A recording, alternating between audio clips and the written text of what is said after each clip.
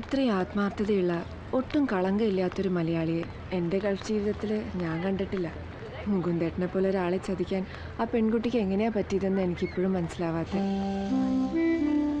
അവൾ പണവുമായി ചൈനയിലേക്ക് പോയെന്നറിഞ്ഞ് ഷോക്ക്ഡായി നിൽക്കുന്ന മുകുന്ദേട്ടൻ്റെ മുഖം എൻ്റെ മനസ്സിൽ ഇപ്പോഴും ഉണ്ട്. ഇവിടെ വന്നിട്ട് ആദ്യം പോയി അന്വേഷിച്ച സിദ്ധാർത്ഥനാ. പക്ഷെ അയാൾ യൂറോപ്പിലേതോ ബിസിനസ് ടൂറിലാണെന്ന് അറിഞ്ഞത്. പിന്നെ മുകുന്ദേട്ടൻ പണ്ട് താമസിച്ചിരുന്ന സ്ഥലത്ത് പോയി. അവിടെ ഇപ്പോൾ ഒരു പാകിസ്ഥാനി ഫാമിലിയാ. പണ്ട് നാട്ടിലെ കടം വീട്ടാൻ അയച്ചുകൊണ്ടിരുന്ന പണം ഇടയ്ക്ക് വെച്ച് മുടങ്ങിയിരുന്നു. പക്ഷെ ഒരു കൊല്ലമായിട്ട് ബാങ്കിലേക്ക് വീണ്ടും കാശ് വരുന്നുണ്ട്. വെസ്റ്റേൺ യൂണിയൻ വഴിയാണ് കാശ് വരുന്നത്.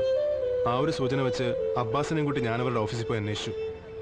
പക്ഷെ മുകുന്ദേട്ടൻ്റെ പേരിൽ കാശ് അയക്കുന്നത് മറ്റാരോ ആണ്. ആ ഒരു ഐഡന്റിറ്റി വെച്ച് ഞാൻ അന്വേഷിച്ചെങ്കിലും എവിടെ എത്തിയില്ല. വണ്ടി ശരിയായാൽ അന്വേഷിക്കാൻ കുറച്ചുകൂടെ സൗകര്യം ഉണ്ടാവും. മുകുന്ദേട്ടനുണ്ട്, എവിടെയോ ഉണ്ട്. കണ്ടുപിടിച്ചേ പറ്റൂ. വരട്ടെ. ശരി.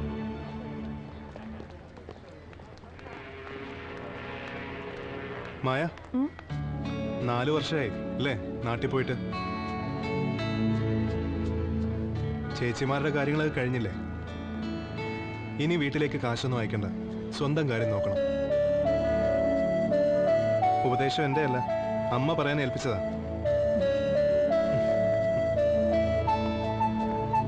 അൻവർ, ഞാൻ തന്ന വർഗീസിന്റെ നമ്പർ കയ്യിലില്ലേ? വിളിക്കാൻ മറക്കണ്ട.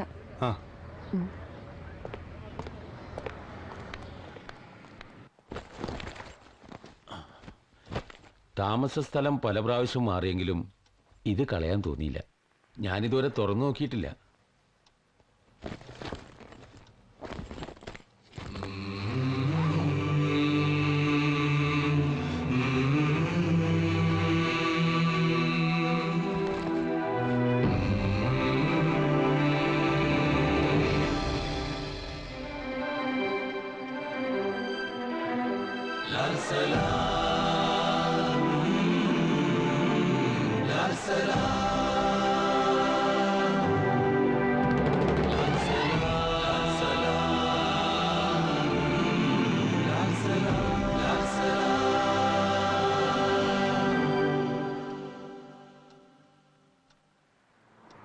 ഇത് മാത്രം മതി.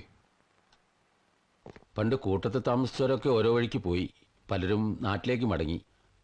പിന്നെ കരീം ഇവിടെ ഒരു ഡാൻസ് ബാർ ജോലി ചെയ്യുന്നുണ്ട്. ആളൊരു യൂസ്ലെസ്സാ.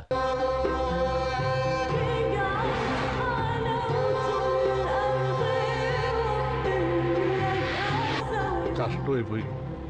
നാട്ടിൽ തന്നെ നിന്നിരുന്നെങ്കിൽ വല്ല MLA മന്ത്രിയോന്റെ മനുഷ്യനായിരുന്നല്ലേ. ഇവിടെ വന്ന് ഞങ്ങളുടെ കൂട്ടത്തിൽ കിടന്ന് കഷ്ടപ്പെട്ടിരുന്നെന്ന് ആലോചിക്കുമ്പോഴാണ്. നിങ്ങൾ ഈ പറയുന്ന മന്ത്രി കരുണൻ ദുബായിൽ വന്നാൽ ഞങ്ങളുടെ ഹോട്ടലിലാണ് താമസിക്കാറുള്ളത്. ഏതായാലും നാട്ടുകാരുടെ സുഖവിവരങ്ങൾ അന്വേഷിക്കാനല്ല അയാൾ ഇടക്കിടക്ക് ഇങ്ങോട്ട് വരുന്നത്. ഈ വലിയ വലിയ ഹോട്ടലിൽ പണിയെടുത്ത പല മാന്യന്മാരുടെയും തനി സ്വരൂപം നേരിട്ട് കാണാനുള്ള ചാൻസ് ഉണ്ടാവുമല്ലോ.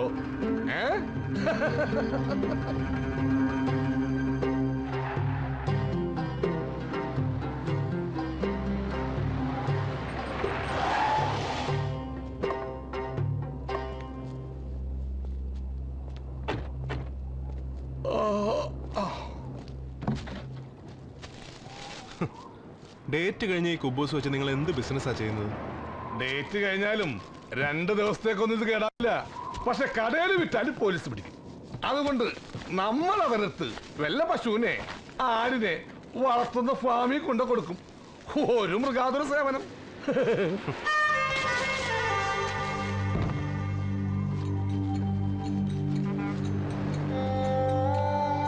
ഈ കുപ്പൂസൊക്കെ വിറ്റിരുന്ന കാശി നേരെ വീട്ടിലേക്ക് അയക്കും. ഹമ്മോസം ഉണ്ടായിരുന്നപ്പോ വീട്ടിലൊന്നും ഞാൻ അറിഞ്ഞിരുന്നില്ല. ഇപ്പൊ അവർക്ക് ഞാനല്ലാതെ വേറെ ആരുമില്ലല്ലോ.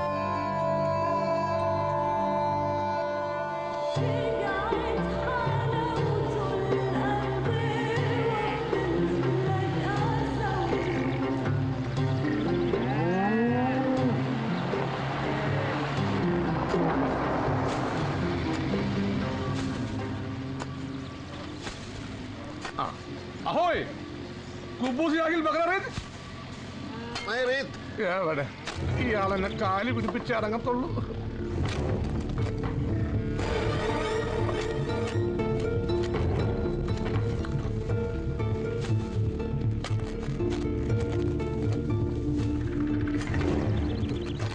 മുകുന്ദേട്ടാ,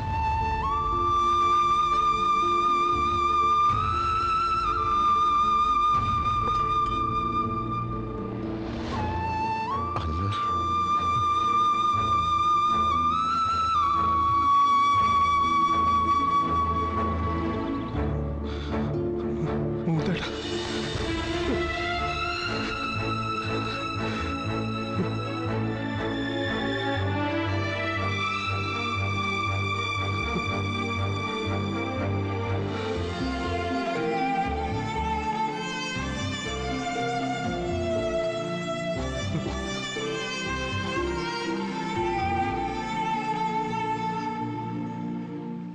ഇനി ഒരിക്കലും കാണാൻ പറ്റുമെന്ന് വിചാരിച്ചതല്ല.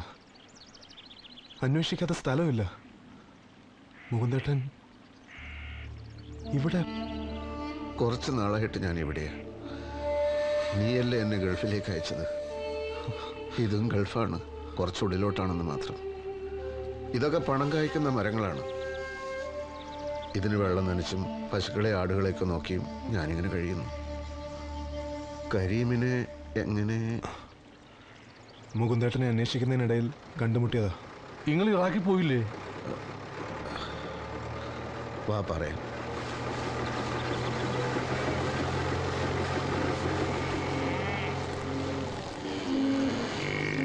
ഞാൻ ഇറാഖിലേക്ക് പോയി എന്നുള്ള കഥ ആര് മെനഞ്ഞുണ്ടാക്കിയതാണെന്ന് അറിയില്ല.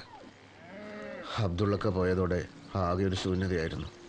വീണ്ടും ഒരു ജോലിക്ക് വേണ്ടി പരിചയക്കാരെ ശല്യപ്പെടുത്താൻ പാടില്ലെന്ന് തീരുമാനിച്ചു. എവിടെയൊക്കെയോ അലഞ്ഞു. വിശപ്പടക്കാൻ വേണ്ടി കിട്ടിയ പണികളൊക്കെ ചെയ്തു. ചിലപ്പോൾ 2-3 ദിവസം പണിയും ഉണ്ടാവില്ല, ഭക്ഷണവും ഉണ്ടാവില്ല. അങ്ങനെയുള്ളൊരു യാത്രക്കിടയിൽ തളർന്നു വീണത് മാത്രം ഓർമ്മയുണ്ട്. ഓർമ്മ വന്നപ്പോൾ ഒരു അറബിയുടെ മജ്ലിസിൽ കിടക്കുകയാണ് ഞാൻ. അയാൾ എനിക്ക് ഭക്ഷണം തന്നു, കിടക്കാൻ ഇടം തന്നു.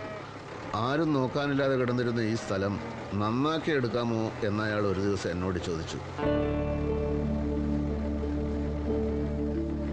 പിന്നെ അങ്ങോട്ട് രാവ് പകൽ അധ്വാനം തന്നെയായിരുന്നു. പണ്ട് നമ്മൾ ചെമ്മണ്ണൂരിൽ റോഡുണ്ടാക്കിയതുപോലെ, കിണറുണ്ടാക്കിയതുപോലെ. ഇതും ചെമ്മണ്ണൂരിന് വേണ്ടിയാണ് എന്ന ചിന്തയാണ് 3 വർഷത്തിനുള്ളിൽ ഈ സ്ഥലം ഈ രൂപത്തിലാക്കാൻ എനിക്ക് പ്രചോദനമായത്. ഓരോ നിശ്വാസത്തിലും ചെമ്മണ്ണൂരിനെ കുറിച്ച് ഓർക്കുന്ന മുകുന്ദേട്ടനെ അതേ ചെമ്മണ്ണൂർ തന്നെ ചതിച്ചു. സൊസൈറ്റിയിലെ തിരുമറിയും ഗോപാലേട്ടൻ ഒപ്പിട്ട ചെക്കും ഒക്കെ ചതിയായിരുന്നു. ബാങ്ക് മാനേജറെ മുന്നിൽ നിർത്തി സഖാവ് കരുണൻ അല്ല, മന്ത്രി കരുണൻ കളിച്ച കളി.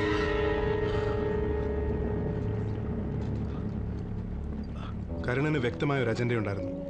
അതയാൾ നടപ്പിലാക്കി വിജയിച്ചു. ഇല്ലാത്ത ബാധ്യത തീർക്കാൻ വേണ്ടിയാണ് മുകുന്ദേട്ടൻ ഇത്രയും നാളും ഈ മരുഭൂമി കിടന്ന് നരകിച്ചത്.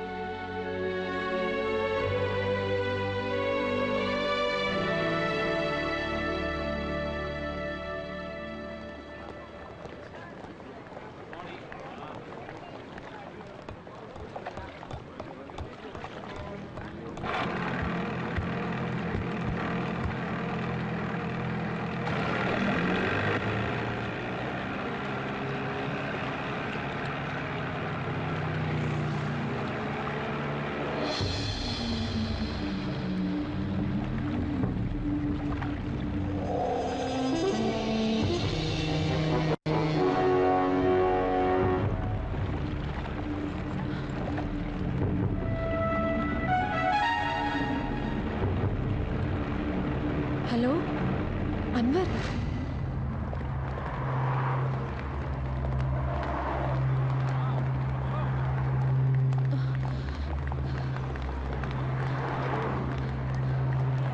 അൻവർ, അവള് ഷുമിൻ.